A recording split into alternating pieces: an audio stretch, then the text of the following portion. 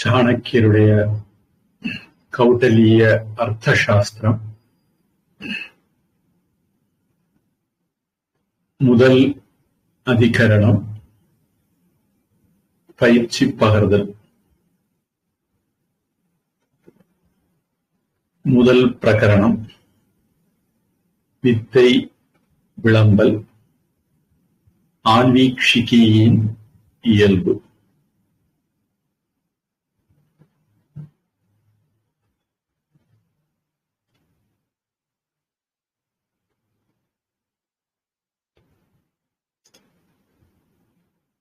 முதல் அதிகரணத்துல முதல் பிரகரணம் 2 முதல் 4 வரையுள்ள 3 அத்தியாயங்களால் விளக்கப்படும்.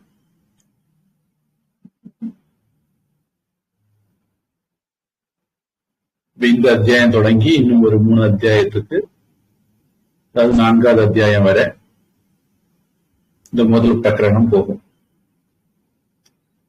கல்வி அறிவும் உலகியல் அறிவும் இல்லாத அரசன் தன் நாட்டை காத்தற்கு தகுதியற்றவனாவான். ஆதலின் கல்வி பயிற்சியின் இன்றியமையாமை நோக்கி முதலில் வித்தை விளம்பல், வித்தைங்கிறது வித்யை அப்படிங்கிற சமஸ்கிருதத்தினுடைய தமிழ் என்னும் இப்பிரகரணம் கூறப்படுகின்றது. இங்கனமே அரசனுக்கு கல்வியின் இன்றியமையாமை கருதி திருக்குறள் பொருட்பாலில் இறைமாட்சி என்னும் முதல் அத்தியாயத்தை அடுத்து கல்வி என்னும் அதிகாரம் வைக்கப்பட்டமை அறிக. திருக்குறளுக்கும் அர்த்த சாஸ்திரத்துக்கும் அமைப்பு முறையில ஒற்றுமை இருக்கிறத பார்க்கிறோம்.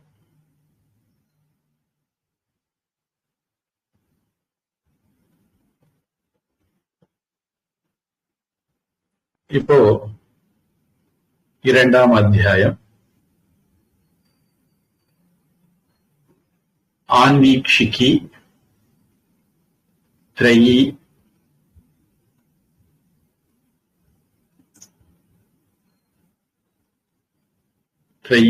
அப்படின்னு போட்டிருக்காங்க. வார்த்தை தண்ட நீதி என்னும் இவை வித்தியைகளாம்.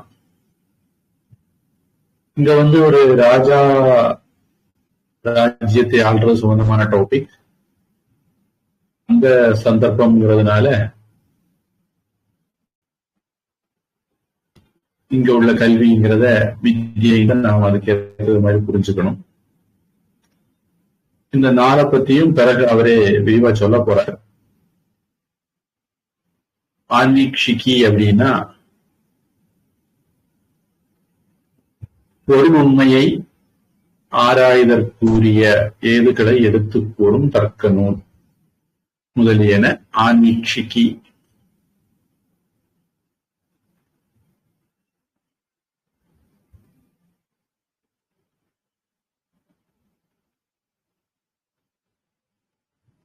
அதாவது தர்க்க சாஸ்திரம், லாஜிக் முதலான நூல்கள் ஒரு விஷயத்தை நிறுவக்கூடிய, எஸ்டாப்ளிஷ் பண்ணக்கூடியவை. த்ரை அப்படிங்கிறது வேதங்களை குறிக்கிறது. ரிக், யஜுர், சாம வேதங்களுடைய குழுவுக்கு த்ரைன்னு பேரு.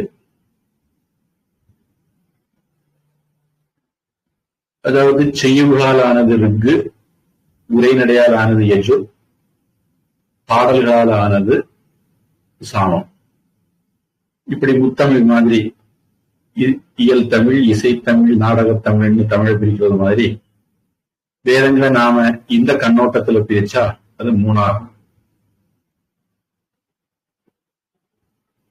4வதாகிய அதர்வ வேதம் உயிர்களுக்கு கேடு சூழும் ஆபிசார வேள்வி முதலியவற்றை உணர்த்தலால் மற்ற 3 வேதங்களினின்றும் வேறுபட்டதாகும். மந்திரவாதம், செய்வினை, செயற்பாட்டு வினை இதெல்லாம் அதர்வண வேதத்துக்கு உட்பட்டது. பொதுவா பிராக்டிக்கல் வேதம் அப்படின்னா அதர்வ வேதம்னு சொல்லலாம். கெடுதல் மட்டும் பண்ணக்கூடிய விஷயம்ங்கிற மாதிரி சொல்றாங்க, அப்படி இல்லை. அதாவது நமக்கு ஒரு பகைவன் இருக்கிறான், பகைவனுக்கு நாம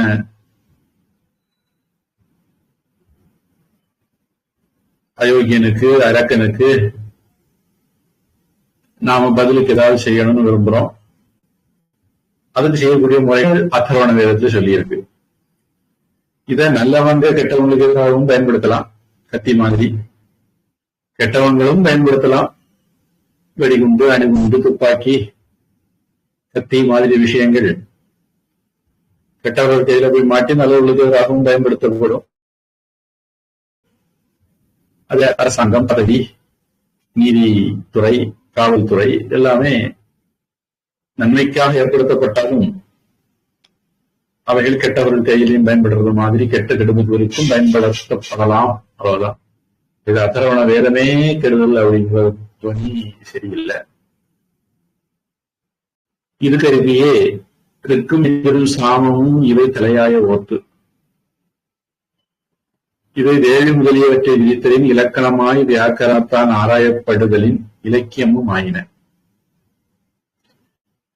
அதர்வமும் ஆரங்கமும் தர்ம நூலும் இடையாய ஒத்து. அதர்வம் வேள்வி முதலிய ஒழுக்கம் கூறாது, பெரும்பான்மையும் உயிர்களுக்கு ஆக்கமே அன்றி கேடஞ்சூடு மன்றங்களும் பயிரலின் அவற்றோடு கூறப்பாதாயிற்று என்பர் நச்சினார்க்கினியர். தொல்காப்பியம் புறத்திணையியல் 20ஆம் சூத்திர உரை. தொல்காப்பியத்துக்கு உரையில நச்சினார்க்கினியர் புறத்திணையியல் 20ஆம் சூத்திர உரையில இந்த கான்டெக்ஸ்ட் வரும்போது இப்படி ஒரு கருத்து சொல்லியிருக்கார். முதன்மை வேதங்கள் ரிக்யஜுர் சாமம், இரண்டாம் கட்ட அல்லது மத்தியமான நூல்கள் மதங்கள் அதர்வமும், 6 அங்கம் சிக்ஷா, கல்பம், வியாக்கரணம், நிருத்தம், ஜோதிஷம் அப்படிங்கிற வேத அங்கங்கள் 6. தர்ம நூல், மனுஸ்மிருதி மாதிரிப்பட்ட ஸ்மிருதிகள், இதெல்லாம் 2ஆம் கட்டமான நூல்கள்.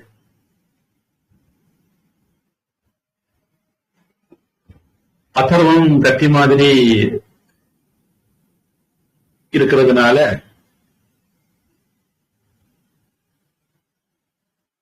ரிக்வேஜுர் சாம வேதத்தோட சொல்லப்படலை அப்படின்னு ஒரு அபிப்பிராயம் சொல்றார். என்னுடைய அபிப்பிராயம் செய்யுள், உரைநடை, பாடல் அப்படின்னு பிரிச்சா 3, அவ்வளவுதான்.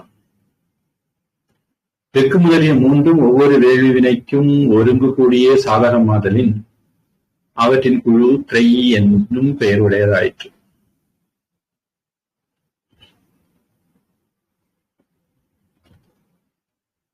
அதாவது ஒரு வேள்வி செய்யப்படணும்னா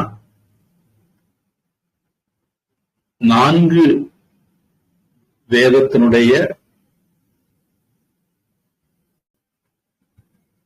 அறிஞர்கள் இருப்பாங்க. அதுல அதர்வ வேதத்தினுடைய அறிஞர் தான் தலைமையா இருப்பார். பிரம்மான அவருக்கு பேரு. அப்படி சில விஷயங்கள் அடிப்படையா இருக்கு. மற்ற 3 பேரும் செய்திருக்கிறான், செய்தது சரிதானா, செய்தது போதுமா, அடுத்தது என்ன செய்யட்டும், இதெல்லாம் பிரம்மா அப்படின்னு சொல்லக்கூடிய அதர்வண வேத அறிஞர்கிட்ட கேட்டுத்தான் முடிவெடுப்பாங்க. ஓம் இது பிரம்மா பிரசௌதி அப்படின்னு தைத்திரிய உபனிஷத். பிரம்மம் ஆகட்டும், மேற்கொண்டு செய்யுங்க அப்படின்னு சொன்னா தான் அவர் அறிஞரை வாங்கிட்டு தான் அடுத்தது செய்வாங்க. அதனால இதுல நச்சினார்க்கினியருடைய கருத்து எந்த அளவு சரி அப்படிங்கிறது எனக்கு கடுமையான கருத்து வேறுபாடு இருக்கு. வேள்வியில அதர்வணம் சம்மதப்படாது அப்படிங்கிறதெல்லாம் ஆராய்ச்சிக்குரிய விஷயம். என்னை பொறுத்த வரைக்கும் அது தவறான கருத்து. அடுத்து வார்த்தை.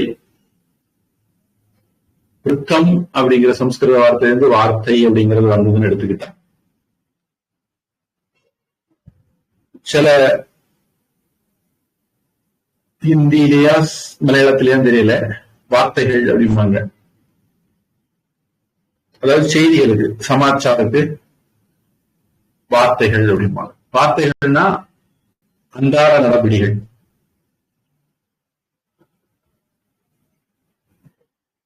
தினசரி நடைமுறைகள். விருத்தம், விருத்தி, வார்த்தை அப்படிங்கிறது அது என்னெல்லாம் அப்படின்னா உழவு, பசுக்காவல், வாணிகம், இந்த மாதிரி விஷயங்களை சாணக்கியர் வார்த்தை அப்படிங்கிறதுல பிரிக்கிறார். வாரி பெருக்கி என்னும் திருக்குறளில் 512வது குறள்ல வாரி என்பதை பொருள் வரு வாயில்கள்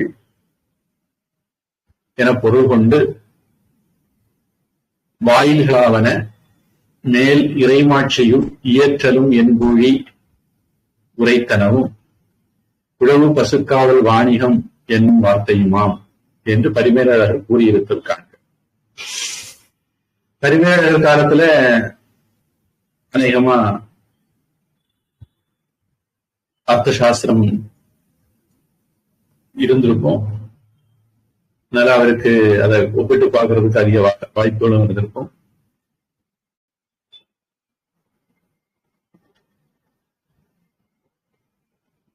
இப்ப வாரி அப்படிங்கிறது பொருள் வரக்கூடிய வழிகள்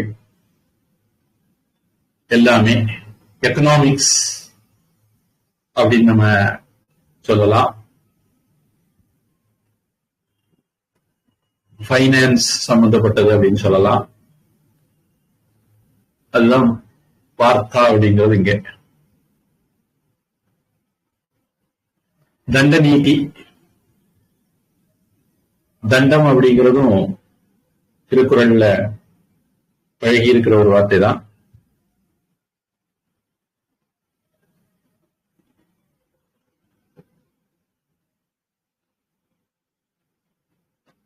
தண்டனை அப்படின்னு சொல்றது அதுல இருந்து வந்தது.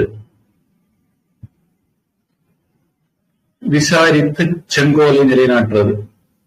தண்டம் என்பது செங்கோலை உணர்த்தும். நீதி வழுவாத ஆட்சி. இது பரிமேலழகர் திருக்குறள்ல ரொம்ப அழகா சொல்லியிருப்பாரு.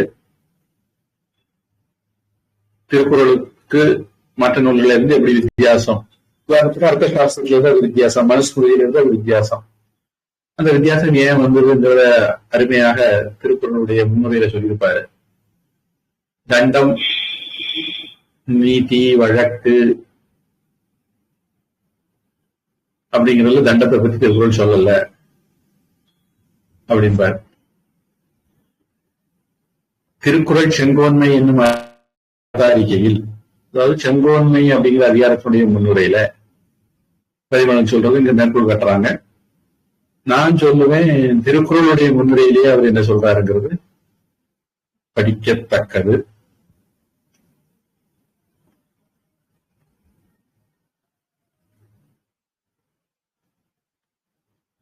அதாவது அரசனால் செய்யப்படும் முறையினது தன்மை.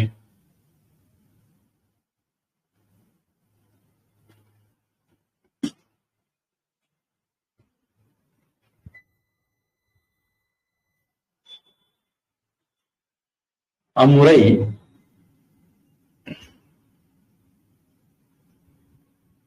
முறை நரைமுடித்து முறை செய்த மன்னவன் அப்படின்னு கரியால் சோழனுக்கு ஒரு வார்த்தை சொல்லுவான். முறைங்கிறது நியாயத்தை, நீதியை நிலைநாட்டுறது. அம்முறை எரிபாடு போடாது செவ்விய பொருள் போடலில் செங்கோல் எனப்பட்டது. வடநூலாரும் தண்டம் என்றார். இது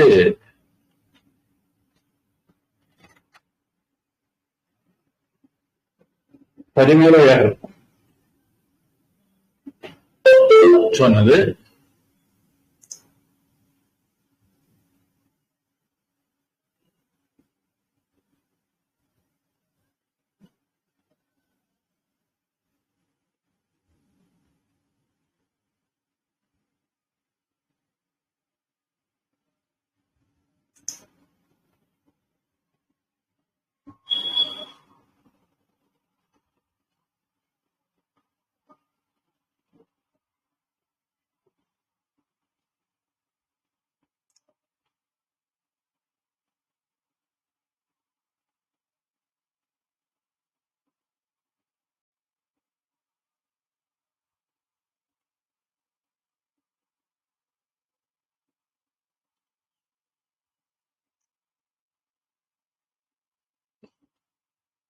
நான் நினைக்கிறேன்.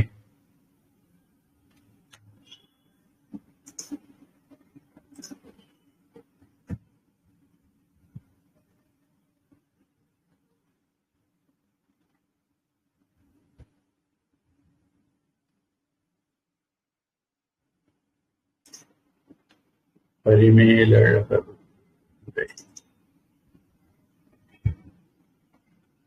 உரைப்பாயிரம் அப்படிங்கிறதுல பரிமேலழகர் இந்திரன் முதலிய இறைவர் பதங்களும் அந்தமில் இன்பத்து அழிவையில் வீடும் நெறியறிந்து எய்துதற்குரிய மாந்தற்கு உறுதி என உயர்ந்தோரான் எடுக்கப்பட்ட பொருள் 4, புருஷார்த்தம் 4. அவை அறம் பொருள் இன்பம் வீடு என்பன. அவற்றுள் வீடென்பது சிந்தையும் மொழியும் செல்லா நிலைமை தாதலின் துறவரமாகிய காரண வகையால் கூறப்படுவதல்லது இலக்கண வகையால் கூறப்படாமையின் நூல்களால் கூறப்படுவன ஏனை 3மே ஆம். ஏன் திருவள்ளுவர் மோட்சத்தை சொல்லல அப்படின்னா, மோட்சத்தை வார்த்தைகளால விவரிக்க முடியாது. மனோவாக்குகளுக்கெல்லாம் அப்பாற்பட்டது மோட்சம். அதை அனுபவிக்கலாம், யூகிக்கலாம். அதனால துறவரங்களான காரணத்தால சொன்னாரு. திருவள்ளுவர் மோட்சத்தை பத்தி சொல்லலைங்கிறது ஒரு முட்டாள்தனமான வாதம். அவற்றுள் அறமாவது மண் முதலிய நூல்களில் விதித்தன செய்தலும் விலக்கியன ஒழிதலும் ஆம். மனுஸ்மிருதி மாதிரி நூல்கள்ல என்ன செய்யக்கூடாதுன்னு சொல்லி இருக்குதோ அதை செய்யறதும், செய்யக்கூடாதுன்னு சொன்னதை செய்ய சொன்னதை செய்யறதும், செய்யக்கூடாது சொன்னதை செய்யாம இருக்கிறது. அதுல 3. அது ஒழுக்கம், வழக்கு, தண்டம் என 3 வகைப்படும். இந்த அறம் ஒழுக்கம், வழக்கு, தண்டம் என 3 வகைப்படுமா. இதுல ஒழுக்கம்னா என்ன அப்படின்னு பரிமேலழகர் சொல்றார். அவற்றுள் ஒழுக்கமாவது அந்தணர் முதலிய வருணத்தார் தத்தமக்கு விதிக்கப்பட்ட பிரம்மச்சரியம் முதலிய நிலைகளில் நின்று அவற்றிற்கு உரிய அறங்களில் வழிவாது ஒழுகுதல். அதாவது 4 வகை ஆசிரமத்தார்களும் பிராமண, க்ஷத்திரிய, வைசிய, சூத்திரர்கள் 4 பேரும் அவர்களுடைய சுதர்மத்தை கடைபிடிக்கிறது. அவங்களுக்கு 4 விதமான நிலைகள், ஆசிரமங்கள் இருக்கும். 4 வர்ணத்தாருக்கும் 4 ஆசிரமம் உண்டு. அதாவது பிரம்மச்சரியம், கிரகஸ்தம், வானப்பிரஸ்தம், சந்நியாசம். அந்தந்த வர்ணத்தார்கள் அவர்களுக்கு விதிக்கப்பட்டபடி பிரம்மச்சரிய, கிரகஸ்த, வானப்பிரஸ்த, சந்நியாச நிலைகளை, ஆசிரமங்களை சாஸ்திரங்கள் சொன்னபடிக்கு கடைபிடிக்கிறது. அவற்றுள் ஒழுக்கமாவது அந்தணர் முதலிய வர்ணத்தார், இங்க வர்ணத்தை சொல்லிட்ட, தத்தமக்கு விதிக்கப்பட்ட பிரம்மச்சரிய முதலிய நிலைகளில் நின்று இங்க ஆசிரமத்தை சொல்லிட்ட, 4 வர்ணம் 4 ஆசிரமங்களா வந்துட்டது. அவற்றிற்கு ஓரிய அறங்களில் வழிவாது ஒழுகுதல், சுதர்மத்தை கடைபிடித்தல், இதுக்கு ஒழுக்கம்னு பேர். ஒழுக்கம் அப்படிங்கிறது கீதை முதலிய நூல்கள சுதர்மம் சொல்லப்படுது. வழக்காவது ஒரு பொருளை தனித்தனியே எனது எனது என்று இருப்பார், அது காரணமாக தம்முள் மாறுபட்டு அப்பொருள் மேல் செல்வது. ஒரே பொருளுக்கு 2 பேர் உரிமை கொண்டாடுறது. அப்போ அவங்களுக்குள்ள வழக்கு உண்டாகும், கேஸ் வரும். அந்த கேஸுக்கு வழக்குன்னு பேரு. அது 18 விதம். அது கடன்கோடல் முதலிய 18 பதத்ததாகும். ஒரு அவுட்லைன் 18 விஷயமா அப்படி வழக்கு ஏற்படலாம் அப்படின்னு சொல்றாரு. தண்டமாவது அவ்வொழுக்க நெறியினும் வழக்கு நெறியினும் வழியினாரை, யாரு ஒழுக்க நெறியை கடைபிடிக்கலையோ, வழக்கு ஏற்படுத்தினாங்களோ, அடுத்தவங்க பொருளுக்கு ஆசைப்பட்டு அவங்கள அந்நெறி நிறுத்துத பொருட்டு வழிக்கு கொண்டு வருவதற்காக வேண்டி, அவருடைய கடமையை கடைபிடிக்க வைக்கிறதுக்காக வேண்டி ஒப்ப நாடி அதற்கு தக ஒருத்தல், குற்றத்தை பார்த்து குற்றத்துக்கு தகுந்தது மாதிரி தண்டனை கொடுக்கிறது. இதுக்கு தண்டமும் பேர். இவற்றுள் வழக்கும் தண்டமும் உலக நெறி நிறுத்துதல் பயத்தவாவது அல்லது. இதுல வழக்கு தண்டம் ரெண்டும் அவங்கள லௌகிக்கத்துல நிறுத்துறதுக்கு பயன்படும், இந்த உலகத்துக்கு மட்டும் பயன்படும். இவற்றுள் வழக்கும் தண்டமும் உலக நெறி நிறுத்துதல் பயத்தவாவதல்லது. ஒழுக்கம் போல மக்கள் உயிருக்கு உறுதிபடுத்தல் சிறப்பிலவாகலானும். அதனால மோட்சத்துக்கு ஒரு வழியும் இல்லை, நிம்மதியா வாழ்றதுக்கு ஒரு வழியும் இல்லை, மறு உலகத்துக்கு அல்லது சம்சாரத்தை கிடக்கிறதுக்கு, பிறப்பிறப்பு நிலையை இல்லாத நிலையை அடைவதற்கு, வீடுபேற்று அடைகிறதுக்கு அது இதுபோல ஒரு பயனுள்ளதுன்னு சொல்ல முடியாது. ஒழுக்கம்தான் மோட்சத்துக்கு முக்கியம். வர்ணாசிரம தர்மத்தை கடைபிடிக்கிறது தான் மோட்சத்துக்கு முக்கியம். அதுதான் முக்கியமானது, முதன்மையானது. அதுல கோளாறு வந்தா தான் தண்டம் வழக்கெல்லாம் வேணும். ஒழுங்கா கடைபிடிச்ச தண்டம் வழக்கு இல்லை. அப்போ ஒழுக்கத்தை கடைபிடிக்கிறவன் மோட்சத்தை அடைவதற்கு வாய்ப்பு இருக்கிறதுனால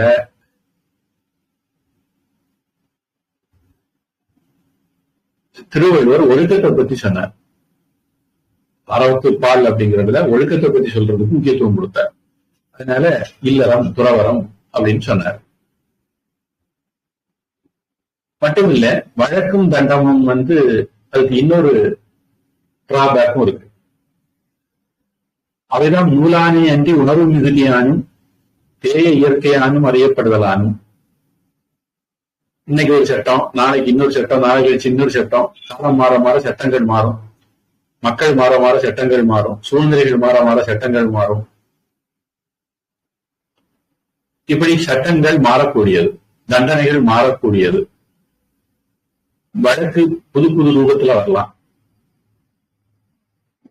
அந்த காலத்துல என் சொத்தை ஆட்ட போட்டான், என் பொண்டாட்டி ஆட்ட போட்டான்னு வருவாங்க.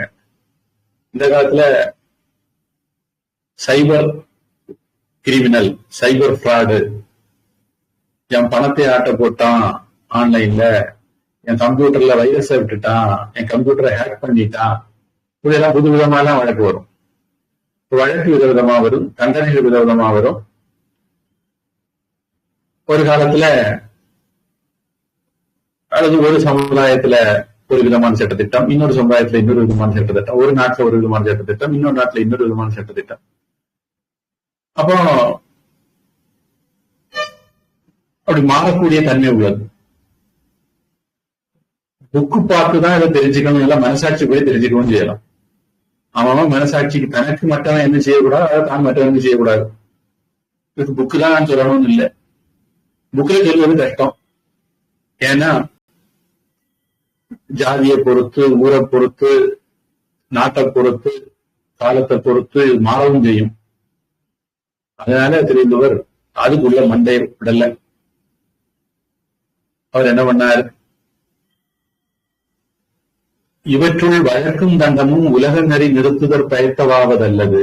ஒழுக்கம் போல மக்கள் உயிர்க்கு உறுதி பயத்தல் சிறப்பிலவாகலானும் அவைதாம் நூலானே அன்றி உணர்வு மிகுதியானும் தேயற்கையானும் அறியப்படுதலானும் அவற்றை ஒழித்து ஈண்டு தெய்வப்புலமை திருவள்ளுவரால் சிறப்புடைய ஒழுக்கமே அறம் என எடுத்துக் கொள்ளப்பட்டது. திருவள்ளுவர் ஒழுக்கம் வழக்கு தண்டம்ங்கிற 3 அறத்துல ஒழுக்கம் அப்படிங்கிற வர்ணாசிரம தர்மத்தை பத்தி மட்டும் கான்சென்ட்ரேட் பண்றார். அதுதான் 4 வகை நிலைத்தாய். அது நன்னாளா இருக்கு. வர்ணந்தோறும் வேறுபாடு உடைமையின் வர்ணம் ஆசிரமம் அப்படின்னு 4 நாளா 4 வகை நிலை அப்படிங்கறது ஆசிரமம். வர்ணத்திலையும் 4 வகை இருக்கு. அதுதான் 4 வகை நிலைத்தாய். பிரம்மச்சரிய கிரகஸ்த வானப்பிரஸ்த சந்நியாசம். வர்ணந்தோறும் பிராமண கஷத்திரிய வைசிய சூத்திர வேறுபாடு உடைமையின் சிறுபான்மை ஆகிய சிறப்பியல்புகளை ஒழித்து எல்லாருக்கும் ஒத்தலின் பெரும்பான்மை ஆகிய பொது இயல்பு பற்றி இல்லறம் துறவரம் என 2 வகை நிலையால் கூறப்பட்டது. 4 ஆசிரமம் உண்டு, அதை 2 ஆசிரமத்துக்குள்ள சுருக்கி சொல்ற. அப்படி பதிமரக உரைப்பாயிரம் போகுது.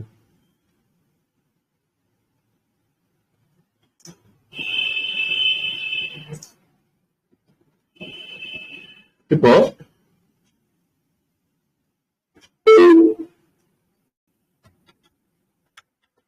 இங்க தண்டம் அப்படிங்கிறது என்ன அப்படிங்கிறது நமக்கு ஓரளவுக்கு புரிஞ்சிருக்கும் அப்படின்னு நினைக்கிறேன்.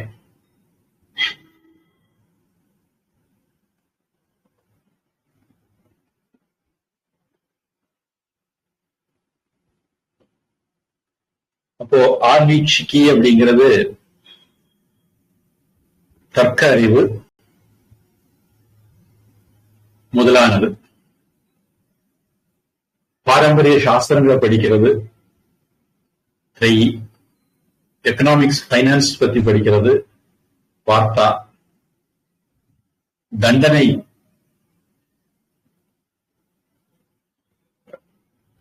சமூகத்துல குழப்பம் ஏற்படுத்துற விஷயங்களுக்கு ஒரு தீர்வுக்காக வேண்டி மக்களை ஒழுக்க நெறியில நிறுத்துறதுக்கு பயன்படுத்துறது தண்டனை.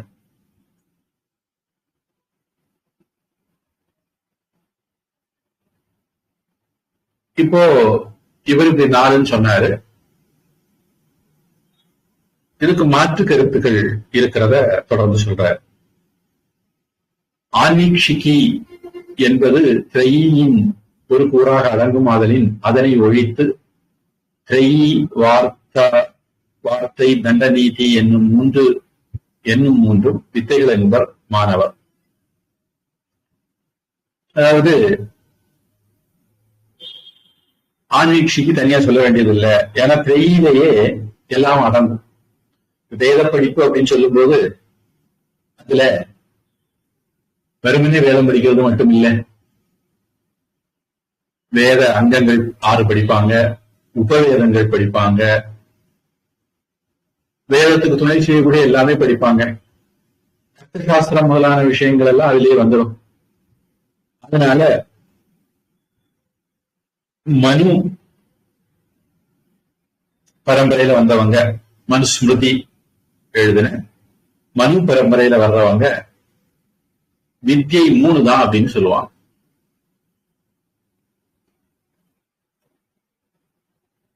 திரை என்பது பழியை மறைக்கும் அவ்வளவில் பயனுடையதென உலகில் உணர்ந்தோர் கூறுகிறாதலின் அதனையும் ஒழித்து வார்த்தையும் தண்டநீதியுமே வித்தைகளாகும் என்பர் பாரகஸ்பத்தியர்.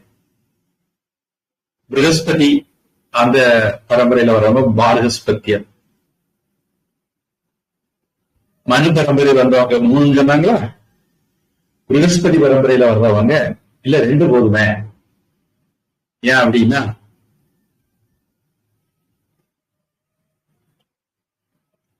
திரை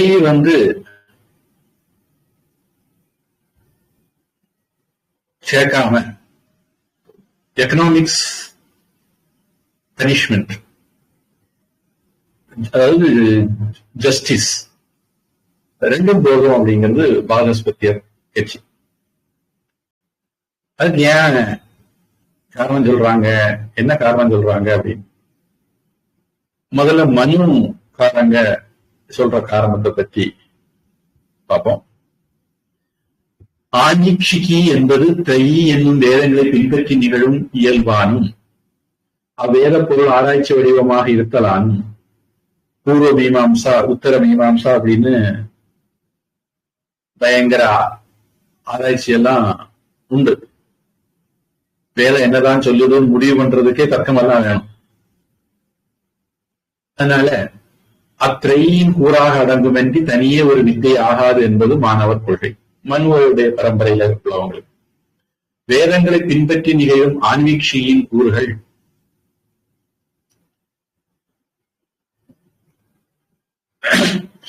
சாங்கியம், யோகம், தர்க்கம் என்னும் நூல்களாகும். 6 தர்சனம் சொல்லுவாங்க. நியாயம், அது பொதுவா தர்க்கம்னு அறியப்படுது. வைசேஷிகம், சாங்கியம், யோகம், பூர்வ மீமாம்சா, உத்தர மீமாம்சா.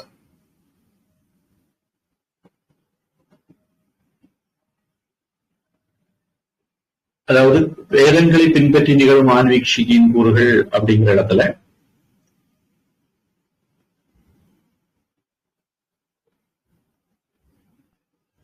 பூர்வ மீமாம்சா, கர்மகாண்டம், உபாசனா இத மனசுல வச்சு அவங்க சொல்லியிருக்காங்க அப்படின்னு எடுத்துக்கலாம். அதுல வைசேஷிகம் விட்டு போயிருக்கு. அது எதனாலும் தெரியல. பொதுவா நியாயம், வைசேஷிகம் இந்த ரெண்டும் ஒரு ஓரளவுக்கு நெருக்கமான கொள்கைகள். வேறுபாடான கொள்கைகளா இருந்தாலும் நெருக்கம் உள்ளவை. சாங்கியம், யோகம் இவையும் வேறுபாடான கொள்கையா இருந்தாலும் நெருக்கம் உள்ளவை. அடுத்தது பூர்வ மீமாம்சை. இதுவும் கூட கர்மகாண்டத்தை பற்றின ஒரு ஆராய்ச்சி தான். இனி வேதத்தினுடைய இறுதி பாகமான வேதாந்தத்தை பற்றி ஆராய்ச்சி பண்ணக்கூடியது உத்தர மீமாம்சை. அப்போ இந்த 6 தர்சனங்களும் வேதங்களை தர்க்க ரீதியாக ஆராய்ச்சி பண்ணக்கூடியதுதான். ஆன்மீக்ஷிக்கு உள்ளது அடங்கிடும். அது அவங்க வேதங்களை பின்பற்றி நிகழும் ஆன்மீக்ஷிக்கு அப்படின்னு 3 சொல்லி வேத பொருள் ஆராய்ச்சி வடிவமாக உள்ள பொருள் ஆராய்ச்சி பண்ணக்கூடிய கர்மகாண்டத்தினுடைய பொருளாராய்ச்சியை பூர்வ மீமாம்சையும், உத்தர வேதாந்தத்தினுடைய உபனிஷத்தினுடைய பொருளாராய்ச்சியை உத்தர மீமாம்சையும் பண்ணுது அப்படின்னு அவங்க பேசிருக்காங்க. இது கருதியே காமாந்தகரம் 4 வேதங்களும் 6 அங்கங்களும் மீமாம்சைகளும் தருக்க நூல்களும் தர்மசாஸ்திரங்களும் புராணங்களும் ஆகிய இவையெல்லாம் திரையி எனப்படும் என்று கூறுவார். இந்த காமந்தகர் அப்படிங்கிற வார்த்தை அடிக்கடி வருது. அது யாரை குறிக்கிறாங்க அப்படிங்கிறது பார்க்கணும். பொதுவா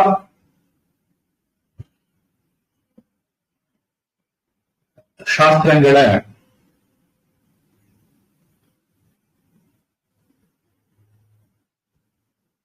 ஒரு கூட்டமாக இதெல்லாம் சேர்த்தே தான் கணக்கு பண்ணுவாங்க. 4 வேதம், 6 அங்கம், மீமாம்சை, தர்க்க நூல்கள், தர்மசாஸ்திரங்கள், புராணங்கள் இதெல்லாம் சேர்த்து ஒரே சாஸ்திரமாகத்தான் வித்யாஸ்தானங்கள் அப்படின்னு சொல்லுவாங்க. இந்த மாதிரி இருக்கிறதுனால ஆன்மீக்ஷி தனியாக சொல்ல வேண்டியது இல்லையே அப்படின்னு மனு பரம்பரையில வந்தவங்க சொல்றாங்க.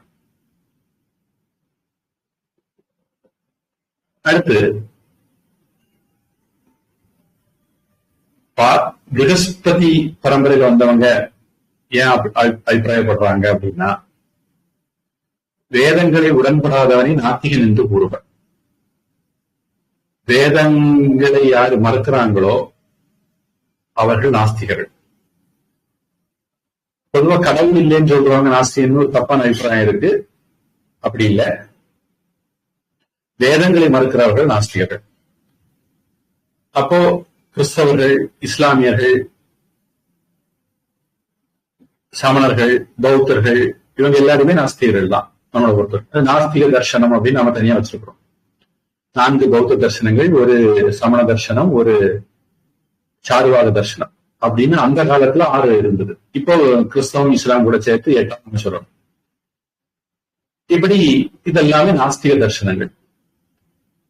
அப்போ அங்கனம் கூடுதலான உண்டாம் பழியை வரவட்டாமல் மறைக்கும் அவ்வளவிற்கே திரையி பயன்படுவது என்பதும், அதனால் விளையும் பயன் மிகச் சிறிது என்பதும், ஆதலின் திரையி தனியாக வித்தைகள் கொண்டன வைத்து எண்ணத்தக்கதன்று என்பதும், இவ்வேதுக்களால் திரையி விளக்கப்படவே அதனுள் அடங்கிய ஆன்மீக்ஷிக்கையும் விளக்கப்பட்டதாகும் என்பதும் பாரஸ்பத்திய கொள்கைகளாகும்.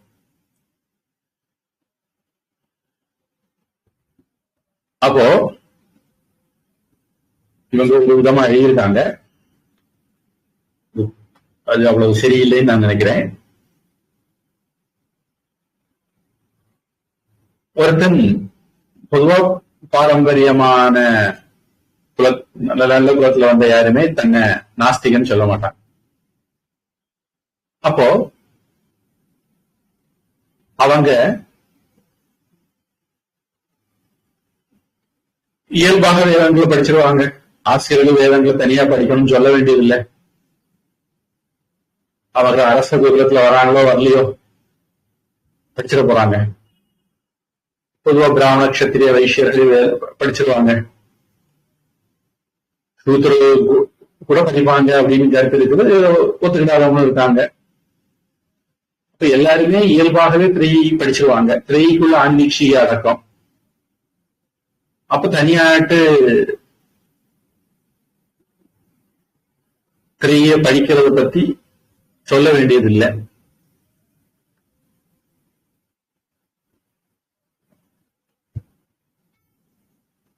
ஒரு ராஜ்ய பரணத்துல, ஆட்சி அதிகாரத்துல இது கொஞ்சம் ஒரு செக்யூலர் வாதம் மாதிரி வச்சுக்கோங்க, மதச்சார்பற்ற வாதம் அப்படின்னு வச்சுக்கோங்களேன். இவங்க அதனால திரை வேண்டாம், வார்த்தா தண்டநீதி ரெண்டும் போதும், உலகியல் உணர்ந்தோர், அதாவது லௌகீகத்துக்கு இந்த ரெண்டும் போதும், for all practical purpose. Moksha வேணும், கடவுள வேணும், அப்படியெல்லாம் வேணும். ஆட்சி பண்றதுக்கு ஆன்மீகம் இருக்கு. அதனால வார்த்தை தண்டநீதி இந்த ரெண்டும் போதும் அப்படிங்கிறது அபிப்பிராயம். பிருகஸ்பதி பரம்பரையில வந்தவங்களுடைய கருத்து இது. தண்ட நீதியுள் வித்தைகள் எல்லாவற்றின் பயனும் அடங்கி கிடத்தலின் அகுது ஒன்றே வித்தையாகும் என்பர் ஔஷனசம்.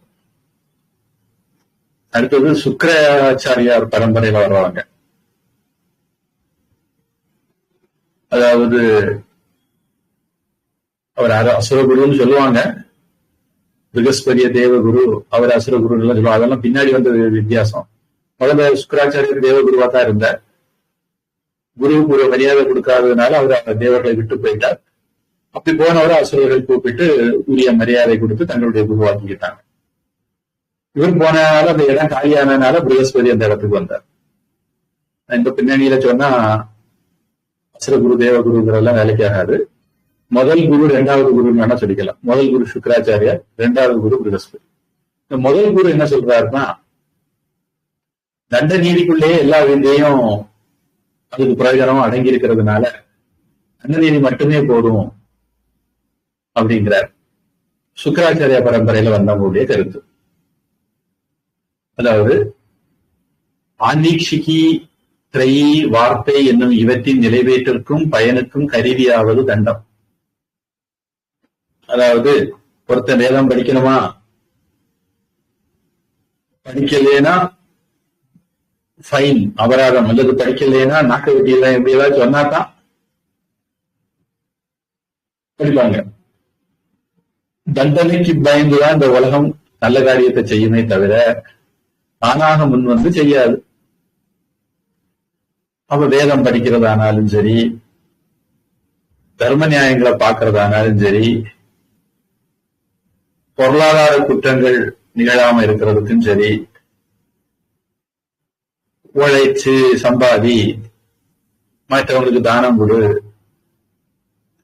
இப்படி எந்த விஷயத்துக்குனாலும் தண்டனைன்னு ஒண்ணு இல்லைன்னா, கம்பு இல்லைன்னா, அடி செய்ய உதவி அண்ணன் தம்பி செய்ய மாட்டான். சுக்கிர நீதியில அதிகரணம் 1 பிரகரணம் 1 அத்தியாயம் 4ல மன்னிக்கணும், இது நாம இப்போ 2வது அத்தியாயத்துல இருக்கிறோம். 4வது அத்தியாயத்துல சாணக்கியரை கூட இப்படி ஒரு கருத்தை சொல்றாரு. ஆன்மீக்ஷிக்கு திரையி வார்த்தை என்னும் இவற்றின் நிலைபேற்றிற்கும் பயனுக்கும் கருவியாவது தண்டம். சாணக்கியருக்கு கூட அந்த விஷயத்துல கருத்தொற்றுமை இருக்கு. இவருக்கு 4 அப்படின்னு சொன்னாலும் இந்த மீதி 3 ஒழுங்கா நடக்கணும்னா தண்டனை முறைகள் இருந்தால்தான் அதுக்கு பயந்துதான் ஜனங்கள் மற்றதெல்லாம் ஒழுங்கா கடைபிடிப்பாங்கிறது சாணக்கியரை கூட சொல்ற ஒரு கருத்து தான். அதை ஒட்டிதான் சுக்கராச்சாரிய பரம்பரைக்காரங்களும் வித்தைனா தண்டம் மட்டும்தான் அப்படின்னு சொல்றாங்க. சரி, மனுஸ்மிருதி பரம்பரையில உள்ளவங்க, மனுவினுடைய பரம்பரையில் உள்ளவங்க, ப்ரகஸ்பதி பரம்பரையில வர்றோம், சுக்கராச்சாரிய பரம்பரையில வர்றோம். இவங்க 3 பேருக்கும் 3 அபிப்பிராயம் இருக்கு. ஒருத்தர் தண்டம் மட்டும் போதும் சுக்கராச்சாரிய பரம்பரை, வார்த்தா தண்டம் 2 போதும் அப்படிங்கிறது ப்ரகஸ்பதி பரம்பரை, திரை வார்த்தா தண்டம் 3 வேணுங்கிறது மனு பரம்பரை, ஆன்மீக்ஷிகி திரையி வார்த்தா தண்டம் 4 வேணுங்கிறது கௌடல்யர் பரம்பரை. இப்ப கௌடல்யர் அவங்க மாற்று கருத்தை எல்லாம் சொல்லிக்கிட்டு தன்னுடைய கருத்தை மறுபடி சொல்றார். அவ்வித்தைகள் எல்லாவற்றானும் அதனும் பொருளும் அறியப்படும், ஆதலின் அவற்றிற்கு அத்தன்மை உளதென கொண்டு வித்தியைகள் 4 என்பார் கௌடல்யர். இப்படியெல்லாம் அவங்க கருத்தை சொன்னாலும் நான் என்னுடைய 4 அப்படிங்கறதுல உறுதியா இருக்கிறேன். வித்தியை 4 சொல்றதுதான் சரி, சௌகரியமானது, உகந்தது அப்படின்னு கௌடல்யர் அழைத்தி சொல்றார்.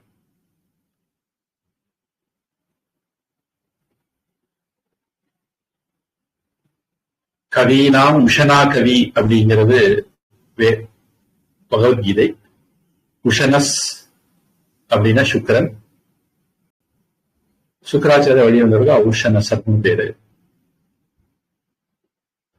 இப்போ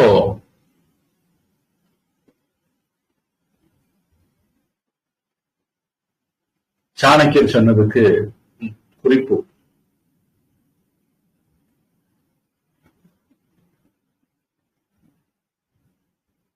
அத்தன்மை அப்படின்னா என்ன அப்படின்னா வித்தையான் தன்மை. அவ்வித்தைகளுக்கு பொது இயல்பு, சிறப்பு இயல்பு என 2 தன்மைகள் உள்ள. அவற்றுள் பொது இயல்பு அறம்பொருள்களை அறிதற்கு கருவியான் தன்மை.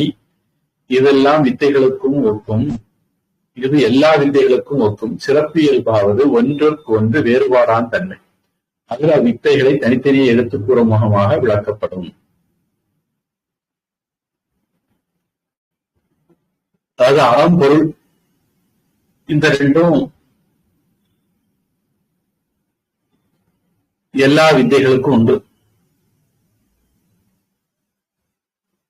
ஆனா பொதுவா வித்தைகள்ல 2 இயல்பு உண்டு. ஒண்ணு பொது இயல்பு, சிறப்பு இயல்பு. பொது இயல்பு தான் அறம்பொருள்களை அறியறதுக்கு அது கருவியா இருக்குது அப்படிங்கிறது. ஆனா அவைகளுக்குள்ள வேறுபாடுகளும் உண்டு. ஒண்ணு தர்க்க பிரதானம், ஒண்ணு பரம்பரை பிரதானம், ஒண்ணு எக்கனாமிக்ஸ் பிரதானம், ஒண்ணு தண்டனை பிரதானம். இப்படி வேறுபாடுகளும் உண்டு. அதனால வேறுபாடுகளும் இருக்கிறதுனால 4ஆவே வச்சுக்கலாமே, சௌகரியம் இருக்குல்ல அப்படின்னு. 4 என்பது தேட்ட பொருள் அப்படின்னு ஏக்காரம் போட்டார். அந்த ஏக்காரம் தேட்ட பொருளில் வந்தது. 3 முதலாக கொள்வோர் கொள்கைகள் பொருந்தாவென்பதுவாம். 4 அப்படின்னு அடிச்சு சொல்றதுக்காக வேண்டி 4 ஏக்காரம் சொன்னார். மனு பரம்பரையில வந்தவர்கள், ப்ரகஸ்பதி பரம்பரையில் வந்தவர்கள், சுக்கராச்சாரிய பரம்பரைகள் வந்ததை அவர் ஏத்துக்கல்லை அப்படிங்கிறதுக்காக வேண்டி. சாங்கியம், யோகம், உலகாயுதம். இங்க உலகாயுதம் அவர் சொல்றது சார்வாக்கமா இருக்கும். இம்மூன்றும் ஆன்மீக்ஷிகி எனப்படும். இப்ப ஆன்மீக்ஷிகி அப்படிங்கிறதுக்கு சாணக்கியரே ஒரு விளக்கம் சொல்றார். அவர் ஆன்மீக்ஷியை சொல்லும் போது என்ன அர்த்தத்துல அதை சொல்றார் அப்படிங்கிறதுக்கு அவர் கொடுக்கிற விளக்கம் சாங்கியம், யோகம், உலகாயுதம். இந்த 3ஐயும் அவர் ஆன்மீக்ஷிங்கிற வார்த்தை சொல்லியிருக்காரு. நியாயம் அல்லது தர்க்கம்னு ஒண்ணு உண்டு. பொதுவா நியாயம்தான் லாஜிக், தர்க்கத்துக்கு ரொம்ப முக்கியத்துவம் கொடுக்கிற ஒரு இது பரம்பரையில. அது மற்றவங்களும் அதே மாதிரி விஷயங்களை தொடர்றாங்க. இப்போ இதுல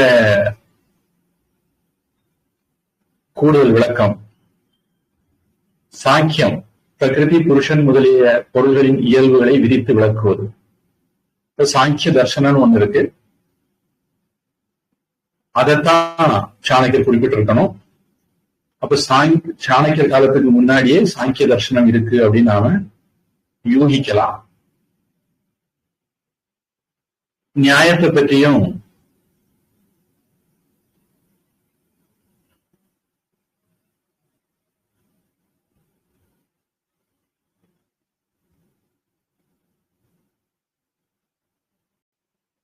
சாங்கியம் யோகம் நியாய விசேஷத்துக்கு பிறகு வந்ததா அது ரெண்டும். அதனால சாணக்கியர் காலத்துல கண்டிப்பாக நியாய வைசேஷிக சாங்கிய யோகம் எல்லாம் அவருக்கு முன்காலத்திலேயே வந்தது அப்படின்னு நாம யூகிக்கலாம். இப்ப சாங்கியம்னா அதை, அந்த சித்தாந்தத்தை, தர்சனத்தை உருவாக்கியவர் கபிலர் அப்படின்னு சொல்லுவாங்க. பிரகிருதி புருஷன் அப்படிங்கிறது அதனுடைய ஒரு விசேஷம்.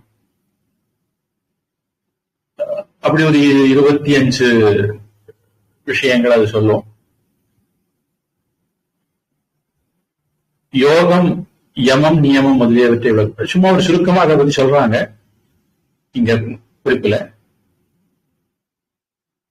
யமம், நியமம், ஆசனம், பிராணாயாமம், பிரத்யாகாரம், தாரணை, சமாதி, தியானம், சமாதி அப்படின்னு 8 அங்கங்கள் உள்ளது அஷ்டாங்க யோகம்னு சொல்லுவாங்க. இதனுடைய ஆசிரியர் மகேஸ்வரர் அப்படின்னு போட்டிருக்காங்க. பதஞ்சலின்னு பாக்கெட்ல போட்டிருக்காங்க. பொதுவா பதஞ்சலி அப்படின்னு ரொம்ப பிரபலம். உலகாயதம் அப்படிங்கிறத சாருவாக மதம், இதன் ஆசிரியர் பிருகஸ்பதி அப்படின்னு சொல்றாங்க. நம்ம ஏற்கனவே நாம 2 போதும் வார்த்தா தண்டம்னு சொல்லும் போதே நான் சொன்னேன் செக்யூலர் வாதம் பேசுறாங்க அப்படின்னு. இந்த சாருவாகர்கள் அப்படிங்கிறது கொஞ்சம் வித்தியாசம். கடவுள் இல்லை அப்படிங்கிற கருத்து உள்ளவங்க, வேதத்தை ஒத்துக்கொள்ள மாட்டாங்க. இது ஒரு ஆராய்ச்சிக்குரிய விஷயம். பிருகஸ்பதி அந்த வரிசையில போவாரா அப்படிங்கிறது. ஆனாலும் சாருவாக்கம் அப்படிங்கிறது வேதத்தை ஒத்துக்கொள்ளாத நாஸ்திக தர்சனத்தை சேர்ந்தது. நான் சொன்னேன் புத்தம், ஜைனம், சாருவாகம் இவங்களுடைய 6 தர்சனங்கள் நாஸ்திக தர்சனங்கள் சொல்லப்படுது. நியாய வைசேஷியம், சாங்கியம், யோகம், பூர்வ மீமாம்சா, உத்தர மீமாம்சா வேதத்தை ஒத்துக்கொள்ளக்கூடியவங்க. இவங்க ஆஸ்திக தர்சனங்கள் 6 அப்படின்னு சொல்றோம். இவற்றுள் சாங்கிய மத கொள்கைகளை சுவையொளி ஊர் ஓசை நாற்றம் என்ற 5 வகைதெரிவான் கட்டே உலகு குறள் 28 என்னும் திருக்குறளுக்கு பரிமேலழகர் எழுதிய விசேட உரையானும் இந்த சாங்கிய தர்சனத்தை பத்தி, அவர்கள் தத்துவங்களை எப்படி வகைப்படுத்துகிறார்கள் என்கிறதெல்லாம் பற்றி ரொம்ப விரிவா தமிழில திருக்குறள் பரிமேலழகர்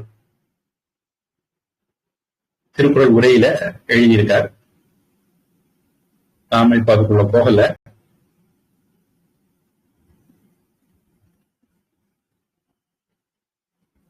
பொதுவா வேதாந்தத்திலையும் அதை ஒட்டி, பகவத்கீதையில எல்லாம் கூட அதை ஒட்டி விஷயங்கள் பேசப்படும். மணிமேகலை சமய கணக்கர் தன் திறங்கேட்ட காதையானும், மணிமேகலையில சமய கணக்கர் தன் திறங்கேட்ட காதையில அடி 206 இருந்து 210 அதே இதை பத்தி குறிப்பு வருது. சாங்கிய மத கொள்கைகளை பத்தி. சிவஞான போத அவையடக்க செய்யுளுக்கு சிவஞான முனிவர் எழுதிய மாபாடியத்தானும், அதாவது மகாபாஷ்யம், மாபாடியம்னா மகாபாஷ்யம். சிவஞான முனிவர் எழுதின மகாபாஷ்யத்துல சிவஞான போத அவையடக்க செய்யுள் மகாபாஷ்யத்துல யோக மத கொள்கைகளை சிவஞான போதம் அவையடக்கத்து மகாபாஷ்யத்தாலும் தொல்காப்பியம் பொருளதிகாரத்து புறத்திணையியல் 20ஆம் சூத்திரத்திற்கு நச்சினார்க்கினியர் எழுதிய உரையாலும் எடுத்துக்காட்டிய உரை சூத்திரங்களாலும் அது எங்க சாங்கிய மத கொள்கைகளை பத்தி தமிழிலேயே கிடைக்குது, பேசப்பட்டிருக்குது அப்படிங்கிறத விவரம் சொல்றாரு.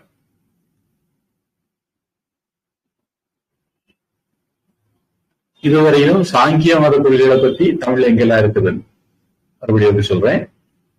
சாங்கிய மத கொள்கைகளை சுவையொளி உருவோசை நாற்றம் என்ற 5 வகைதெரிவான் கட்டை உலகு குறள் 28 என்னும் திருக்குறளுக்கு பரிமேல எழுதிய விசேட உரையானும் மணிமேகலை சமய கணக்க திறங்கேட்ட காதையானும் அடி 206 முதல் 240 சிவஞான போல அவையடக்க செய்யுளுக்கு சிவஞான முடிவு எழுதிய மாபாடியத்தானும் யோக மத கொள்கை.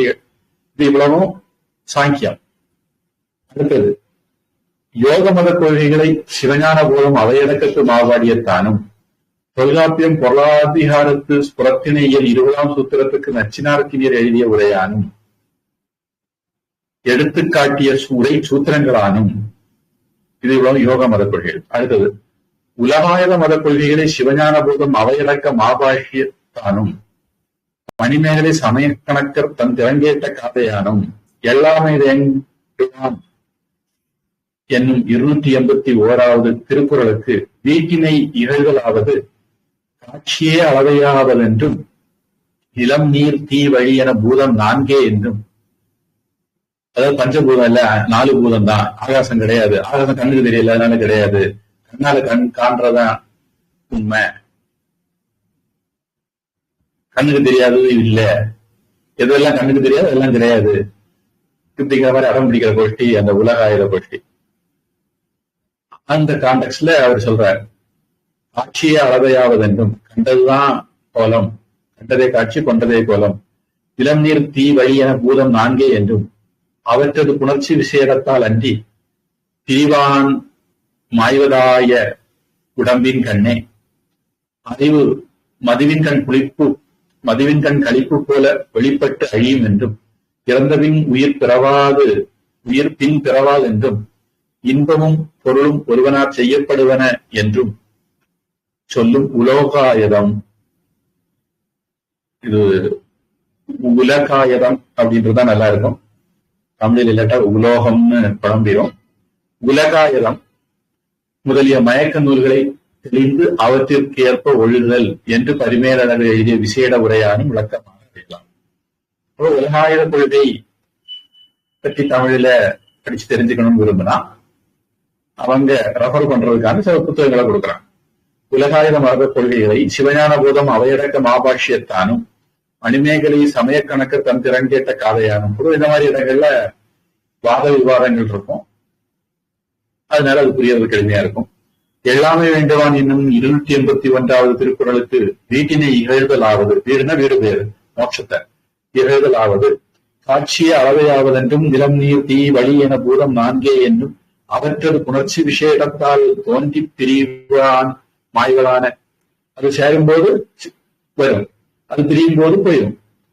அவற்றில் புணர்ச்சி விசேடத்தால் தோன்றி பிரிவான் மாய்வதாய உடம்பின் கண்ணே, உடம்புன்னா அவ்வளவுதான், 4 பூதமும் சேர்றதுனாலையும் பிரியறதுனாலையும் வந்து போகிறது. உடம்பின் கண்ணே அறிவு எப்படி வந்ததா அப்படின்னு கேட்டா மதிரின் கண் கழிப்பு போல வெளிப்பட்டு அழியும் என்றும்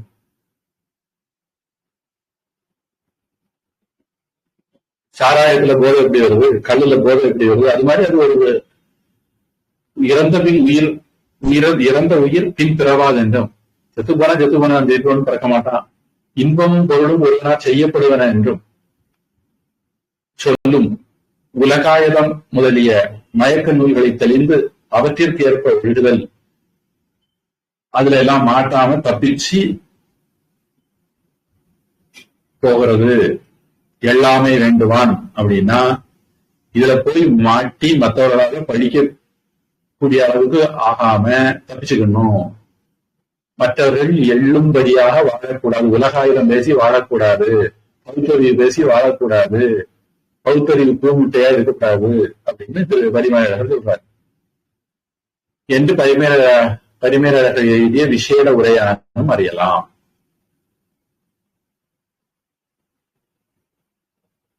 இங்க உலகாயுதம் அப்படிங்கிறது இந்த அர்த்தத்துலதான் சாணக்கியர் எடுத்தாரா அப்படிங்கிறது என்ன பொறுத்த வரைக்கும் கொஞ்சம் கேள்விக்குரியதுதான். அடுத்து திரையில், திரையினே போட்டிருக்காங்க, தமிழில் படுத்திருக்காங்க. திரையினா திரையில் தர்மமும் அதர்மமும், வார்த்தையில் அர்த்தமும் அனர்த்தமும், தண்ட நீதியில் நயமும் அபநயமும் விளக்கப்படும்.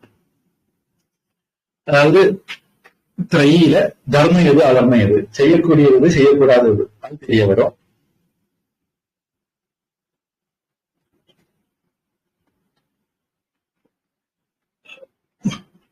இந்த இதுல பார்க்கும்போது சாணக்கியர் இங்க சொல்ல வர்றது என்னன்னா, உலகம்னா என்ன, தத்துவம்னா என்ன, இப்படி பிலாசபி அப்படிங்கிற அர்த்தத்துல ஆன்மீக்ஷிகி அப்படிங்கிறத அவர் எடுத்துக்கிட்டார்.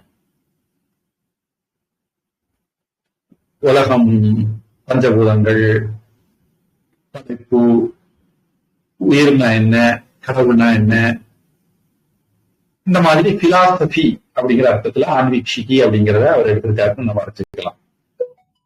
செய்யக்கூடியது செய்யக்கூடாதது அப்படிங்கிறத வேதத்திலிருந்து ஒருத்தர் கத்துக்கிறார்.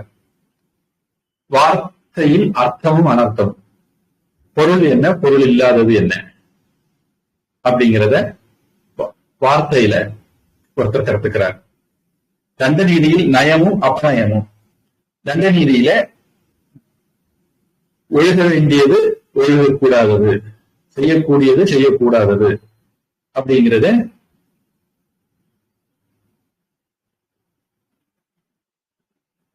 சொல்லுவாங்க, விளக்கப்படும்.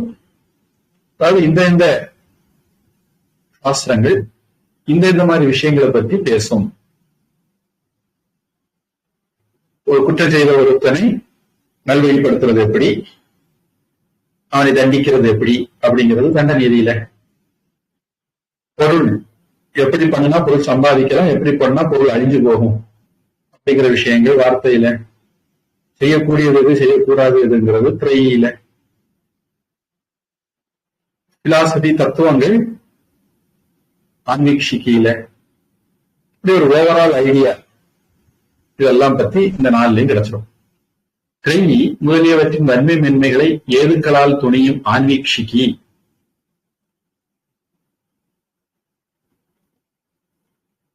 அதாவது வேதத்துல சொல்லி இருக்கு, அதை எல்லாரும் ஏத்துக்க மாட்டாங்க, குறுக்கு மறுக்கு கேள்வி எல்லாம் கேட்பாங்க. வேதத்துல சொன்னது சரிதான் அப்படின்னு நிறுவுறதுக்கு வாத விவாதங்கள், தர்க்கங்கள் எல்லாம் தேவைப்படும். அதுக்கு உதவியா ஆன்மீக்ஷிகி இருக்கும். உலகத்து மக்களுக்கு இன்ப துன்பங்களை புத்தியை கலங்காமல் நிலைப்படுத்தியும்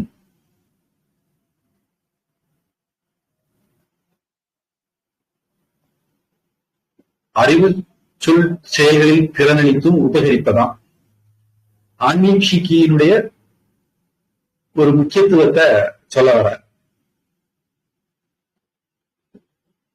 ஏன்னா அது ஒரு விவாதத்துக்குரியதாட்டு.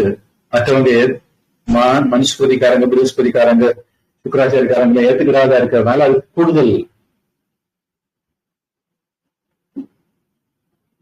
விளக்கங்களை சொல்ல வர.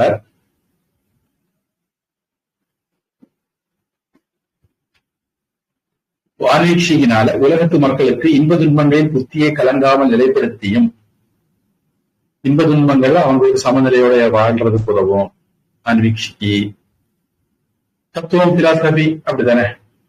அறிவு சொல் செயல்களில் திறனளித்தும் அவங்களுக்கு அறிவுல, பேச்சுல, செயல்கள் எல்லாம் ஒரு கிளாரிட்டி, தெளிவை கொடுக்கும்.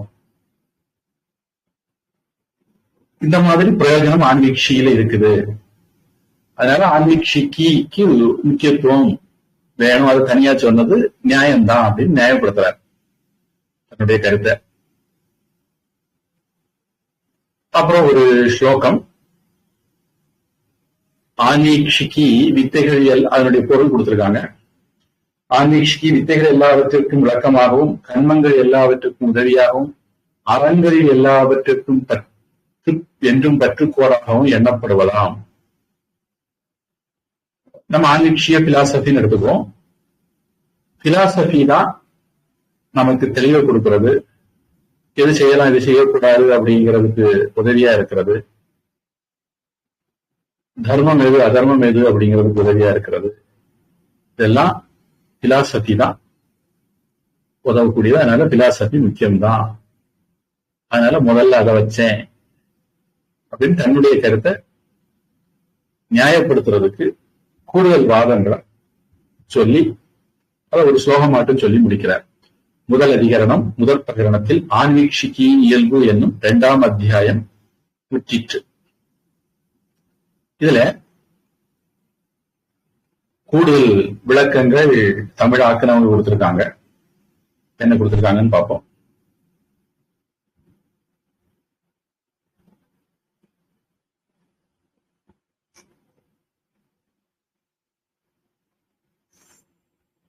இத்தொடக்கம்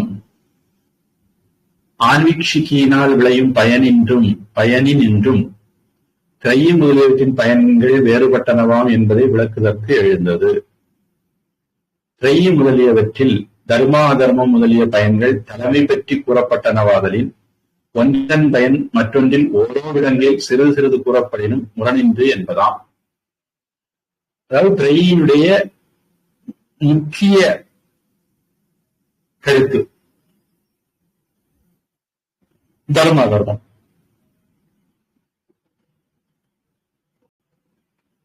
மற்ற வித்தியகள்ல ஏதோ கொஞ்சம் அதை பத்தி வருதுங்கிறதுக்காக வேண்டி திரையை நம்ம ஒதுக்க முடியாது. ஒவ்வொரு நூலுக்கும் ஒரு முக்கிய போக்கஸ் இருக்கும், அதனுடைய கான்சென்ட்ரேஷன் முழுக்க அந்த விஷயத்துல இருக்கும். அதுல திரையினுடைய போக்கஸ் எது அப்படின்னு சொன்னார்.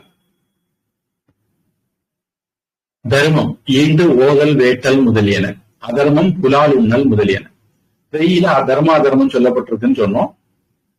தர்மம்னா என்னன்னா வேதம் ஓதுதல், வேலி செய்தல், இது மாதிரி விஷயங்களை தர்மம்ங்கிற வார்த்தையில சொல்லப்பட்டிருக்குது. அதர்மம் புலால் உண்ணல், புலால் சாப்பிடக்கூடாது, சாப்பிட்டா அது அதர்மம், இந்த மாதிரி விஷயங்களை பற்றி சொல்லியிருக்கு. இனி அர்த்தம், வார்த்தால இருந்து அர்த்தம் அனர்த்தம் தெரியும் சொன்னார். கையிலிருந்து தர்ம அதர்மம் தெரியும் சொன்னார். அர்த்தம், அர்த்தம்னா என்ன? உரிய காலத்தில் இட்ட வித்தினால் விளையும் பயன் முதலியன. எதை செய்தா பொருளாதாரம் மேம்படும், அனர்த்தம் அது அல்லாது எதை செய்ய தவறுறதுனால பொருளாதாரம் நஷ்டம் அடையும் அப்படிங்கிறது அர்த்தம் அனர்த்தம். நயம் தனக்கு நலமுளைக்கும் வலியவனோடு செய்து கொள்ளும் சந்தி முதலியன. நயம் அப்படின்னா மற்றவர்களோட சமாதானமா போறதுனால அடையக்கூடிய நன்மைகள். அபநயம் தனக்கு கேடு விளைக்கும் வலியவனோடு பகை கோடல் முடியன முதலியன. மற்றவர்களோட வம்பு வளர்க்கறதுனால தனக்கு வரக்கூடிய கேடு முதலான விஷயங்களை சொல்லுது. அப்ப அங்க சொல்லப்பட்ட தர்ம அதர்மம், அர்த்தம் அனர்த்தம், நயம் அபநயம். திரையில இருந்து தர்ம அதர்மம், வார்த்தால இருந்து அர்த்த அனர்த்தம், தண்டத்திலிருந்து நய அபநயம், இதெல்லாம் சொல்லப்படும். இந்த இந்த வித்யை இந்த விஷயங்கள்ல கூடுதல் கவனம் செலுத்துது. இது எல்லாத்தையும் புரிஞ்சுக்கிறதுக்கு ஆன்மீக்ஷிக்கு உதவி பண்ணும். இதுல கடைபிடிக்கிறதுக்கு ஊக்கம் நகர்றதுக்கும் ஆன்மீக்ஷிக்கு உதவி பண்ணும் அப்படின்னு சொல்றாரு. கலங்காமல் நிலைப்படுத்தலாவது இன்பத்தில் இருமாத்தலும் துன்பத்தில் ஈடெழுதலும் இன்றி ஒரு நிலையாக்கல். பொதுவா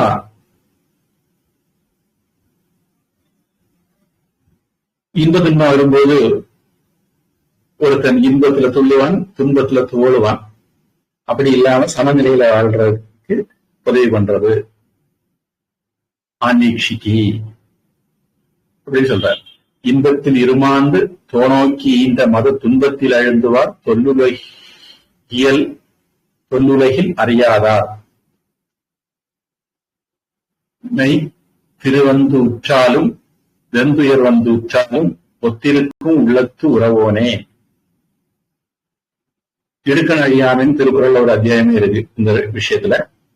எந்தனை இன்று கருதத்தக்கன.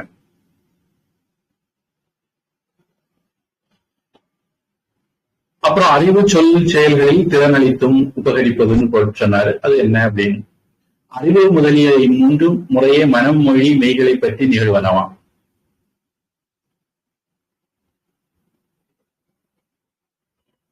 அறிவு மனம், சொல் மொழி, செயல் மெய்.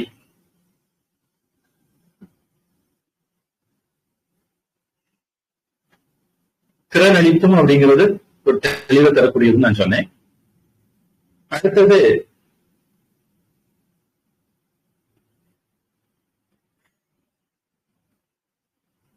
அந்த ஸ்லோகத்துல ஆன்மீக்ஷிக்கு வித்தைகள் எல்லாவற்றிற்கும் விளக்காகவும் அப்படின்னு சில கருத்துக்கள் சொல்லப்பட்டது. அதுக்கு விளக்கம். ஆராய்தற்கு கருவியாதல் பற்றி விளக்கனவும், கண்ண தொடக்க முதல் பயன் எய்துங்காரும் அதன் செயல்முறைகளின் பல்வகை வேறுபாடுகளை உணர்த்துவதால் உதவியாகும் எனவும், வைதிக லௌகிகங்களாகிய அறங்கள் எல்லாவற்றையும் புனிதற்கு கருவியாதல் பற்றி பற்றுக்கோடு எனவும் கூறப்பட்டது.